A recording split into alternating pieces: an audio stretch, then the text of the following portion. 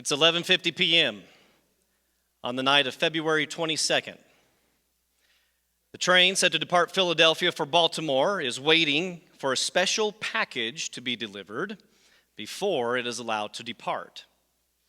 Once that package has arrived, the train can finally leave, but no one is allowed to look at the contents of the package.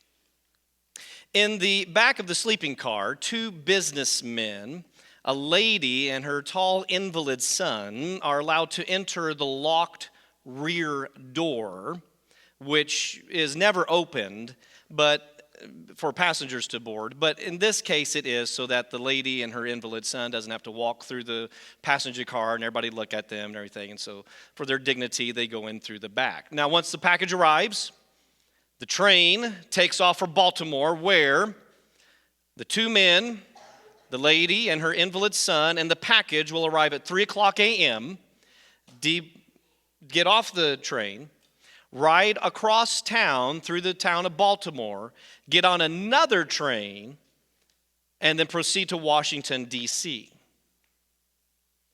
It will turn out that their arrival will be one of the most secret, dangerous, and most important in American history. The reason for the secrecy is because of the continual war between good and evil. Back to that train in Philadelphia, you thought we'd forgotten. You'd hoped we'd gotten to it a while ago, didn't you? The package arrived to the train February 22nd, 1861. The package actually contained nothing. It was just to keep the train from leaving until the two men, the lady and her invalid son, were on board. The package had been sent by one of those two men. His name was Alan Pinkerton of the Pinkerton Detective Agency. He was overseeing the whole operation. The other of the two men was 300-pound barroom brawler Ward Layman, whom you did not want to mess with. And he was working with Pinkerton. The lady, her name was Kate Warren. She also was one of Pinkerton's agents. And the invalid son, who was kindly let in the back door so nobody would have to see him and him be embarrassed in front of all the passengers, was a man named Abraham Lincoln. The very night before, Lincoln had been informed by Pinkerton of an assassination plot in Baltimore. When he gets off the train from Philadelphia to go across town, there are going to be hundreds and thousands of people out there to cheer to see the newly elected president who's going down to be sworn in. They're going to kill him right there in broad daylight, and nobody will know who did it. They said, "We've got to get you to safety right now," but he refused to leave Philadelphia because he was going to participate in the George Washington commemorative birthday celebration, including personally raising an American flag that had been made to, this is the flag right there, it's a huge flag.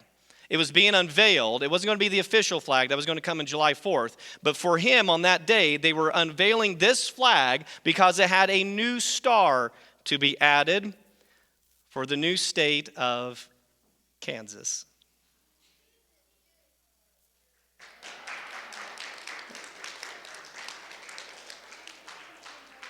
First applause all week. There you go. So this is a close-up. In the circle here, this is Lincoln, and this is his son Tad, who got to be there with him. And then he was going to give a speech. Pinkerton's sitting there like, we got to go. But he's like, no, I'm going to participate in this. And by the way, the flag out there on my table is a reproduction of that one. Not near as big, but that's what the pattern looked like. He gives a speech in the room where the Declaration of Independence and the Constitution were signed. And this was part of his speech. "I am filled with deep emotion at finding myself standing here In this place where we're collected together, the wisdom, the patriotism, the devotion to principle from which sprang the institutions under which we live. I have often pondered over the dangers which were incurred by the men who assembled here and framed and adopted that Declaration of Independence. I have pondered over the toils that were endured by the officers and soldiers of the army who achieved that independence. It was not the mere matter of the separation of the colonies from the motherland, but that sentiment in the Declaration of Independence which gave liberty not alone to the people of this country, but I hope to the world for all future time. And there's big applause. Yeah, it was a wonderful, great speech. All right. It was that which gave promise that in due time the weight would be lifted from the shoulders of all men, and this is the sentiment embodied in the Declaration of Independence. Rousing cheers. They cheered for everybody. Woo, yeah. Now, my friends, can this country be saved upon that basis? Well, if it can, I will consider myself one of the happiest men in the world if I can help to save it. If it cannot be saved upon that principle, it'll be truly awful. But if this country cannot be saved without giving up that principle,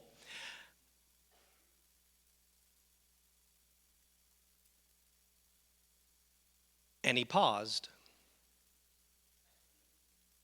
and he said, I was about to say I would rather be assassinated on this spot than surrender it. Just moments ago, having learned of the plot against his life. After talking about trying to avoid war and bloodshed, he concluded, my friends, this is a wholly unexpected speech. You could have fooled me. And I did not expect to be called upon to say a word when I came in here. I suppose it was merely to do something toward raising the flag, but I may therefore have said something indiscreet, to which they'll said, no, keep going, which no one has ever said when I speak. They said, I have said nothing. Here's what he said. I have said nothing but what I am willing to live by, and if it be the pleasure of Almighty God, to die by.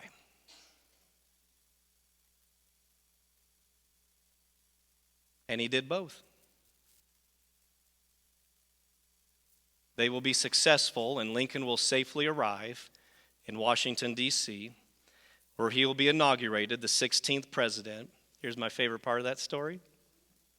The Chief Justice of the Supreme Court, Roger Taney, is the one who has to give him the oath of office. He was the Chief Justice who wrote the Dred Scott case, in which they declared that anybody with black skin is not an American citizen. And he's the one who has to swear in Abraham Lincoln as president. Is that not good?